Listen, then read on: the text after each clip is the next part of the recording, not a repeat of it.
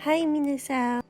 Nandito kami ngayon sa mall at itong si Daddy nagyayaya kumain and gusto niya din naman daw igala yung mga kids kasi nga babalik na rin yung mga kids sa school. So, Yasumi kasi dito, yung Yasumi, yung holiday, walang pasok yung mga bata starting nung July 24 hanggang ngayon. So, September 1 yung balik nila sa school. Sobrang init kasi dito, kaya ganun yung Yasumi nila. So, ayan na nga, nagpunta kami dito sa Toys R Us para lang tumingin ng, wala lang kung ano-ano lang. Kasi nga, maaga pa naman para mag-dinner. So, nagala muna kami dito sa Toys R Us at para din makapaglaro yung mga kids. Kasi may mga toys dito na free, pwede mong laruin habang nandun ka sa loob ng mall. Punta sana kami sa arcade, kaso eto na lang yung open. So, pinatry na lang din namin yung mga kids. Kahit paano, nakapag-grade sila. Dito kasi sa arcade, bawal na yung mga kids after 6. So, ang pwede na lang pumunta is yung mga big na or for adult na siya. So, yan lang yung nagawa namin. Pero okay na din kasi masaya na din yung mga kids ng ganyan.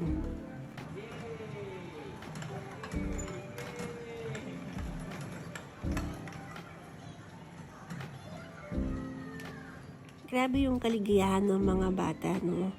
Sa sobrang simpleng ganyan lang, 'di ba? Masaya na sila. Yung per ride dito, 200 yen. I think nasa 80 pesos. O 'di ba? Ilang ikot lang. So, balik tayo sa Toys R Us. Ayan, nakita ko lang to dito, naka-display siya. Kilala niyo ba tong character na to? Ito yung Sylvanians family. Ang daming ganito ng anak ko dahil regalo sa kanila ng ninong at ninang nila. So, gusto ko sanang i-display ng ganito yung mga toys ng anak ko. Kaso, meron pa akong maliit na baby.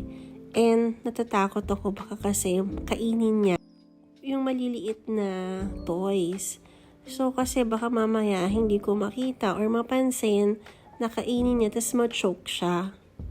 So, ang ginawa ko is tinanggal ko muna siya dun sa pagkaka-display and nilagay ko ulit siya muna sa box. So, if kunyari lalaruin lang siya ng mga ate niya, so, kung ano yun lang yung pwedeng ilabas, yun lang dapat ang ilalabas. And after laruin, kailangan ipasok ulit sa box kasi nga mahirap na dahil meron akong baby. Hindi naman natin sasabi na walang mangyayari. So, ingat na lang din ako. Pero ang ganda no pag nakaganyan display. At ito nga si Bunbun, nakita niya tong piano. Ang hilig-hilig magpiano nitong batang to. Nakakatawa, no? Masarap talagang bumalik sa pagkabata. Wala kang ka-problema. So, ayun na nga, umalis na nga kami sa Toys R Us at meron kaming nakita sa Toys R Us na clearance sale. At dahil mahilig nga yung mga bata sa kitchen, nakabili tuloy ang mami. Ayan o, beat ni ate. So, dati siyang 6,000. Naging 2,000 plus na lang siya kasama yung tax niya. After ng Toys R Us namin, kumain na rin kami. And changing diaper na tayo. Tingnan nyo naman yung breastfeeding and changing diaper area dito sa mall, diba? Napakaganda. Sobrang linis. As in, ito yung changing diaper area. May couch ka pa dyan. Tapos, ito yung feeding bottles na pwede kang maghugas. Meron ding water. And then, ito yung breastfeeding area. O, diba? Sobrang private. Kahit anong gawin mo dyan, magubad ka pa dyan, o diba? Sobrang convenient dito sa mall na to. Actually, lahat naman ng mall is ganito. Talagang prioritize nila yung mga mommy na breastfeed. Meron na ring disposable, plastic, tapos dito yung tapunan niya. So, yan lang. After nito ay umuwi na din kami at eto na nga ang binili nilang laruan. So, syempre, kailangan i-vlog yan.